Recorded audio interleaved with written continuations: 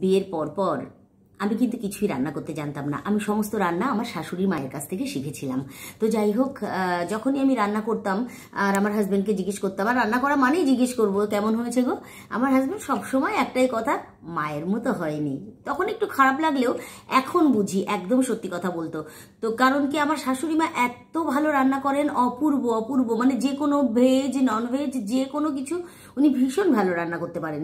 তো হ্যাঁ, অবশ্যই প্রশংসা করার মতোই, তো করতেই হবে তাই। তো উনি লবণ দিতেন কিন্তু কখনো চেখে দেখতেন না যে কিন্তু সবসময় সঠিক হতো।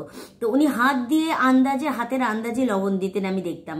তো সেই বলছি যে রান্নাটা সত্যি এত ভালো উনি করতে পারতেন। তাই ভালো জিনিসের প্রশংসা সবসময় করা উচিত, আর আপনিও করুন। আর আমার বর সত্যি ঠিক বলতেন। তো আমার মনে হয় সেই সময় ঠিক বলেছিলেন বলেই না শুধরে নিতে পেরেছি নিজেকে। তো সবসময় খারাপটা শুনে খারাপ লাগানো ঠিক নয়, নিজেকে শুধরানো উচিত। তো এখন রান্না করলে বলে হ্যাঁ ভালো হয়েছে। তো যাই হোক, প্রশংসা সবসময় করুন, দেখবেন ভালো লাগবে, ভালো থাকবেন, আর অন্যকেও একটু ভালো লাগা দিন প্রশংসা করে।